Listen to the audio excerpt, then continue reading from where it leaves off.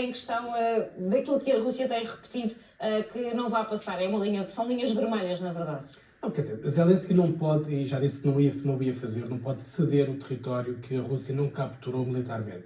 Aquilo é a fortaleza da Ucrânia, é onde estão as infraestruturas defensivas mais sólidas da Ucrânia, e, portanto, a Ucrânia não pode, nem Zelensky, muito menos, pode ceder território. Aliás, está na Constituição ucraniana que qualquer cedência territorial teria sempre de ser referendada pelo povo. Não estão, obviamente, reunidas as condições para haver esse referendo, assim como não estão reunidas as condições para umas eleições.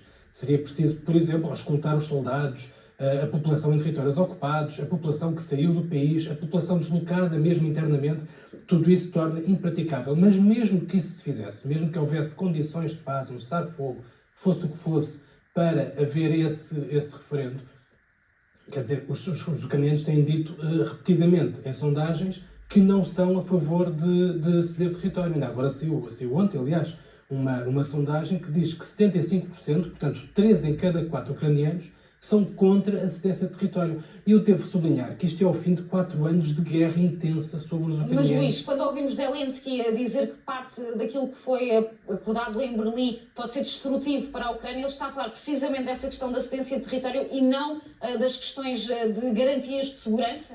Não, obviamente é isso, é disso que ele está a falar, em que em relação às garantias de segurança, esse é outro ponto que é inultrapassável neste momento, porque as únicas garantias que podem ser consideradas sólidas de segurança, isto para um país que já foi traído em 1994 com garantias de segurança, estamos a falar do Memorando de Budapeste, a Ucrânia entregou as suas ogivas nucleares em troca de garantias de segurança que não valeram o papel em que foram escritas. Hoje a Ucrânia está a ser atacada porque não tem essa dissuasão das ogivas nucleares. Portanto, a Zelensky e o povo ucraniano o que querem é garantir que não há uma repetição desse Memorando de Budapeste. E, portanto, a única forma de garantir isso é através da ingressão na NATO.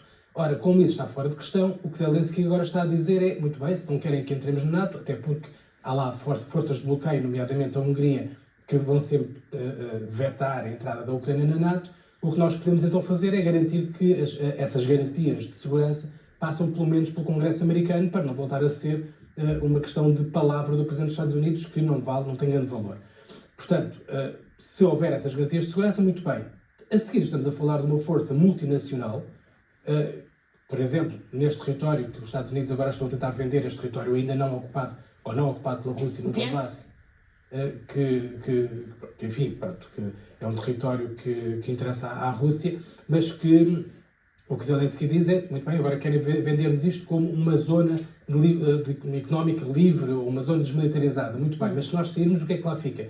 Fica a força multinacional, a Rússia nunca vai aceitar tal coisa. A última coisa que a Rússia quer é tropas internacionais no terreno, sejam elas quais forem, a não ser que sejam elas próprias, ou a Coreia do Norte ou a China. Uma vez que não é isso que está em causa, estamos a falar de tropas europeias, a Rússia não vai aceitar. E, portanto, voltando ao início, estamos aqui nós a discutir muita coisa, mas que vai nos esbarrar no mundo russo. Vamos esbarrar naquilo que é a posição russa. Deixa-me só questionar em relação àquilo que ouvimos aqui na parte final de Zelensky, até porque falavas da possibilidade do referendo, das eleições, vemos também um presidente ainda preocupado em explicar aos ucranianos, porque diz que todas as dúvidas vão ser esclarecidas. É natural que haja uma pressão do povo ucraniano e que Zelensky sinta a necessidade de deixar tudo em panos limpos, digamos assim.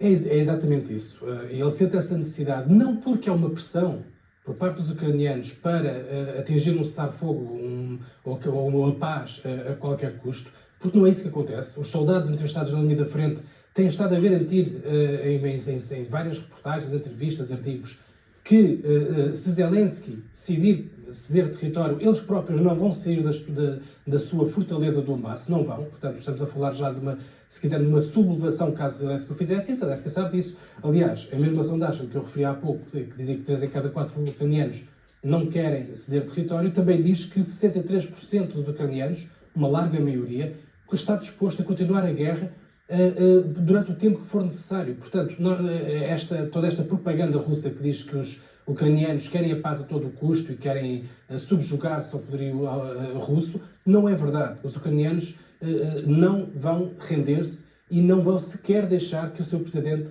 se renda por eles.